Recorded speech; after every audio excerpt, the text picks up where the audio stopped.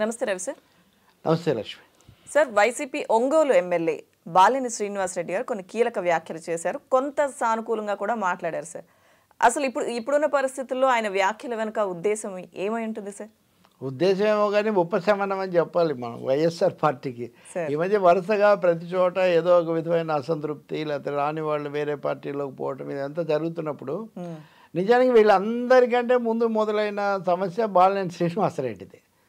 ఆయన దగ్గరే కదా ప్రకాశం జిల్లాలో. నిజానికి నెల్లూరులో ఎట్లాగూ ఒక ఇద్దరు ముగ్గురు అటు పోయిన తర్వాత గుంటూరుకు నెల్లూరుకు మధ్యలో ఈ ప్రకాశం అనేది ఒక ముఖ్యమైన పాత్ర వహిస్తుంది. రెండోది జగన్ బంధువులు, లేకపోతే అనేక కోణాలు సోషల్ యాంగిల్లో కూడా అక్కడ రేట్లు ఎక్కువగా ఉంటారు. ఇదంతా ఉంది. సో బాలినేని శ్రీనివాసరెడ్డికి టికెట్ ఒకటైతే మాగుంట శ్రీనివాసులకు పార్లమెంటు సీటు ఇస్తారా మారుస్తారా అది కూడా ఒక సమస్య. అంతకుముందు ఆదిమూలం సురేష్ను కూడా ఏదో మార్చారు. సో చాలా మార్పులే జరిగాయి. నిజానికి ప్రకాశం జిల్లాలో కొంచెం ఒత్తిడి ఇదంతా ఎక్కువగా ఉంది. నెల్లూరు ప్రకాశం కలిసి ఆ జోన్ నన్ను ఏదో దానికి ఏదో పేరు పెట్టారు కదా. అందుకనే విజయసాయిరెడ్డిని, బాలినేని శ్రీనివాసరెడ్డిని పరిశీలకుడి హోదా తగ్గించి విజయసాయిరెడ్డిని అక్కడికి పరిశీలకుడిగా పంపించాలని జగన్ నిర్ణయించడంతో మొదట దుమారం వచ్చింది వాస్తవంగా. అప్పటి నుంచి ఆయన అసంతృప్తి వెలిబుచ్చుతున్నాడు. అంతకుముందు మంత్రిగా మార్చి రెండో విడత తీసుకోనందుకు కూడా ఆయన అసంతృప్తిగా ఉన్నాడు. మొత్తం మీద అన్నిటికి సంబంధించి బాలినేని ఒక అసంతృప్తిగానే ఉంటున్నట్టు. ఆయన పుట్టినరోజు నాడు చాలా కామెంట్స్ చేశారు. ఇవన్నీ ఏంటి అన్నాడు. ఇంకొకసారి తన ఆత్మీయులతో మాట్లాడారని, అంటే నిరంతరం హీజ్ ఇన్ న్యూస్ మొత్తం మీద. కొన్నిసార్లు ఒంగోలు నుంచి న్యూసు, కొన్నిసార్లు సీఎం దగ్గరికి వచ్చి కలిసిన తర్వాత బయట ఇచ్చే న్యూసు. ఆయన తన కోసమే కాదు శ్రీనివాసులు రెడ్డి కోసం కూడా చేస్తాడనే ఒక న్యూస్. ఇట్లా రకరకాలుగా వచ్చాయి. అలా అయితే నేను చేస్తాను, దీనికి నేను చేయను, ఇట్లాంటి ప్రకటనలు కూడా ఇచ్చాడు. సో ఈయన పూర్వరంగంలో చూస్తే ఈరోజు ఆయన కొంచెం ఒకవైపున కొంత విమర్శ ఆకాంక్ష చెప్తున్నా, ఇంకోవైపున మటుకు ధిక్కార స్వరం వినిపించకపోవడం మనకు ఆసక్తి కలిగిస్తుంది. అంటే పరిశీలన మనకు ఆసక్తి అంటే మనకేం అటా ఇటా అన్నది పూర్తి వాళ్ళకి సంబంధించిన వైసీపీ విషయమే. కానీ ఆయన ఏమంటారు అంటే, నేను ప్రయత్నం చేస్తున్నాను, ఇప్పటికీ మాగుంటకు టికెట్ ఇప్పించడానికి ప్రయత్నం కొనసాగిస్తాను, ఆ దేవుడు జగన్ దయదలచాలని నేను కోరుకుంటున్నాను అని. అయితే మీరు ఏం చేస్తారు మరి, మీరు మారుతారా లేకపోతే వైసీపీ ఇది ఎలా ఉంటుందని అడిగినప్పుడు ఆయన చాలా స్పష్టంగా గెలుస్తాం, అన్ని సీట్లు మేము గెలుస్తాము. ఎర్రగొండపాలెంలో కూడా ఎవరిని నిలబెట్టినా కానీ ఎర్రగొండపాలెంలో అభ్యర్థి ఉన్నాడు కదా ఆయన, ఎర్రగొండపాలెం తాటిపర్తి చంద్రశేఖర్. ఈ మధ్య కూడా డిసైడ్ చేసి ఆయన ఐ డ్రీమ్లో కూడా మాట్లాడినట్టు. సో ఆయన కూడా గెలిపించడానికి నేను ట్రై చేస్తున్నా, అన్ని సీట్లలో కూడా మేము గెలుస్తాము అని చెప్పడం. అంటే ఒకవైపున కొంత అసంతృప్తి, లేదా తను అనుకున్న జరగాలని చెప్తున్నప్పటికీ పార్టీ మీద, ముఖ్యమంత్రి మీద ధిక్కారంగా మాట్లాడడం కాకుండా కొంత సర్దుబాటు, అందరినీ కలుపుకొని పోతామని చెప్పడం అనేది బహుశా ఈ మధ్యకాలంలో ఈ మాత్రం సాఫ్ట్గా మాట్లాడింది ఈయనే. అంటే కొంత సమస్య లేని వాళ్ళు మాట్లాడడం వేరే విషయం. కానీ అది ప్రకాశం జిల్లాలో వైసీపీ కొంచెం ఊరట కింద చెప్పాలి మనం. అలాగే సంతనూతులపాడు, అలాగే కొండేపి నన్ను అడగకుండానే అభ్యర్థులను ప్రకటించారని చెప్పారు. బట్ ఏదైనా కానీ అభ్యర్థులు అందరూ గెలవాలని కోరుకుంటున్నారని మళ్ళీ చెప్పడం. ఖచ్చితంగా ఆయన అనుకున్నవి జరగలేదు, అలాగే తన విషయంలో కూడా న్యాయం జరగలేదు. ఇంత చేసిన తర్వాత ఇంకా ఉండాలా వద్దా అని మా వాళ్ళందరూ అంటున్నారు. ఇట్లాంటి చాలా కామెంట్స్ చేశారు ఇదివరకు. అంటే ఇదివరకు ఆయన చేసిన సీరియస్ కామెంట్స్, కొంచెం ధిక్కార స్వరాలు, తర్వాత బహిరంగ విమర్శలు, వీటన్నిటితో పోలిస్తే మటుకు ఈరోజు కొంచెం దాన్ని బ్యాలెన్స్ చేసుకోవడానికి కొంచెం ఆచితూచి మాట్లాడడానికి ప్రయత్నించినట్టు కనిపిస్తుంది.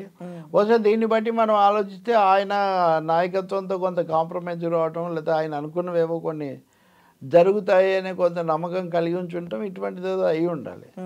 మూడోది, ఇటు కృష్ణా జిల్లాలో కొన్ని పరిణామాలు, లేకపోతే ముగ్గురు ఎంపీలు ఇప్పటికే రాజీనామా చేసిన పరిస్థితి, ఇలాంటివన్నీ దృష్టిలో పెట్టుకొని చూసినప్పుడు, అలాగే షర్మిల వచ్చి అక్కడ తీవ్రంగా దాడి చేస్తూ ఆర్కే వెళ్ళి అక్కడ చేరి ఇంకొంతమంది వెళ్తారు, ఇట్లాంటి మాటలు కూడా మనం వింటున్నాం కదా. సో ఇలాంటి నేపథ్యంలో మరి బాలినేనిని కొంత మార్పు తెచ్చుకుందా నాయకత్వం, అదే నెమ్మదిగా వీళ్ళ పీస్ మిషన్స్, వీళ్ళతో సంప్రదింపులు జరుపుతూ పార్టీ సలహాదారులు లేకపోతే పార్టీ వ్యూహకర్తలు వాళ్ళు చేసే ప్రయత్నాలు కొంచెం ఏమైనా ఫలిస్తున్నాయేమో అని ఒక అభిప్రాయం కలుగుతుంది దీన్ని బట్టి చూస్తే. ఇంకా మూడోదేమో ముందుగానే ఇప్పుడు 5వ జాబితాకు వైసీపీ సిద్ధమవుతుంది. 4 జాబితాలు అయిపోయినాయి. సో 5వ జాబితాకు సిద్ధమవడం ద్వారా వాళ్ళు ఒక డైరెక్షన్లో వెళ్తున్నారు. రెండో వైపున ఇప్పుడు మొదలవుతున్నటువంటి పార్టీలలోనేమో తెలుగుదేశం, జనసేన, ఉదాహరణకు వంగవీటి రాధ ఇటు వస్తాడా, జనసేనలో టీడీపీలోనే ఉంటారని ఒకటి అయింది. కానీ ఈ సమయంలో ఆయన ఎవరు బోండా ఉమామహేశ్వరరావుకు సీట్ ఇచ్చారు, గ్యారంటీకి ఇస్తారు. సో బోండా వర్గీయులు ఆయన మీద, రాధ మీద ట్రోలింగు, రకరకాల కామెంట్స్, దానికి మళ్ళీ రాధ వర్గం కామెంట్స్, ఇట్లా కొంచెం టెన్షన్ అక్కడ పెరుగుతున్న ఒక పరిస్థితి. సరే, అంతకుముందు మల్లాది విష్ణు సీటు వెల్లంపల్లి శ్రీనివాస్కి ఇచ్చి వాళ్ళు సర్దుబాటు అదొకటి నడుస్తూ ఉంటే వీళ్ళు దాని మీద నుంచి దృష్టి మరల్చే విధంగా వీళ్ళు తీవ్రంగా ఘర్షణ పడే సోషల్ మీడియాలో ఈ పరిస్థితి ఉంది. అంటే కొత్తగా అభ్యర్థుల ఎంపిక, అంతకుముందు అరకులోయలో చంద్రబాబు నాయుడు అక్కడ తమ అభ్యర్థిగా దొరబాబు ఆయన ఎవరో ఉంటాడని చెప్తే, ఇప్పుడు మాజీ ఎమ్మెల్యేగా ఉన్న ఆయన తన కొడుకు అబ్రహాం అక్కడ పోటీ చేస్తాడు అని ఆయన బహిరంగంగానే ప్రకటించిన పరిస్థితి. తెలుగుదేశంలో చాలా ఓకల్గా ఉండే ఆయన ఎవరు అయ్యన్న పాత్రుడు లాంటి ఆయన కూడా ఆయన వాళ్ళ అబ్బాయికి పార్లమెంట్ సీట్ కావాలని అడిగితే ఆయన వరకు నర్సీపట్నం సీట్ ఇస్తాం కానీ వాళ్ళ అబ్బాయికి ఇలేమో అన్నట్టుగా నాయకత్వం ఒక వైఖరి తీసుకోవడంతో ఆయన కొంత అసంతృప్తి. అంటే ఇవన్నీ నేను చెప్పిన వీళ్ళందరూ ముఖ్యమైన మనుషులు. ఇటువంటి చోట నేను ముందు నుంచి మీతో ఒక మాట అన్నా, వీళ్ళు సీట్లు అభ్యర్థులు మొదలు పెట్టారు కాబట్టి అసంతృప్తులు అవి మనకు బయటకు వస్తున్నాయి. ఇతర పార్టీలు కూడా మొదలు పెడితే వాటిలో కూడా ఏదో ఒక స్థాయిలో వస్తుంది. వైసీపీ అధికార పార్టీ కాబట్టి విమర్శలు, సమస్యలు ఎక్కువగా ఉంటాయి అధికార పార్టీకి ఎప్పుడు. అది కూడా కాకుండా సిట్టింగ్ ఎమ్మెల్యేలు 150 మంది ఉండటం వల్ల ఉన్న వాళ్ళని డిస్టర్బ్ చేయడం అనే సమస్య వీళ్ళకి ఎక్కువ ఉంటుంది.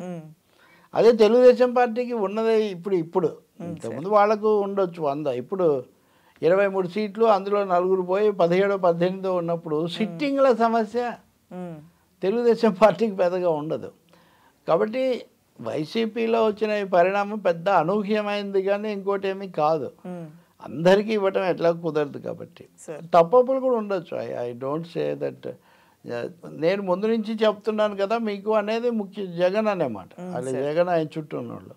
వీళ్ళేమో మీరు ఏం చెప్పినా మేము చేసాం, ఇప్పుడు బాలినేనులు అంటే నేను నిలబెట్టడానికి ఇంత పని చేశాను అని కొంత ఆవేదన, ఆగ్రహం వెలిబుచ్చిన పరిస్థితి నుంచి నెమ్మదిగా కొంచెం మళ్ళీ మాట్లాడతాను, ఆశిస్తాను, సర్దుకుంటాను ఇటువైపు వస్తున్నట్టున్నారు. కాబట్టి దీన్ని బట్టి చూస్తే పీస్ మిషన్లు, శాంతి రాయబారాలు ఇవన్నీ కూడా వైసీపీలో పైకి ఈ వార్తలు వస్తున్నాయి. అది కూడా జరుగుతున్నట్టు, కొంచెం ఫలిస్తున్నట్టు కూడా మనకు కనిపిస్తుంది. తర్వాత మరి 5వ జాబితా ఇంకా 6వ జాబితా ఎన్ని వస్తాయో తెలీదు.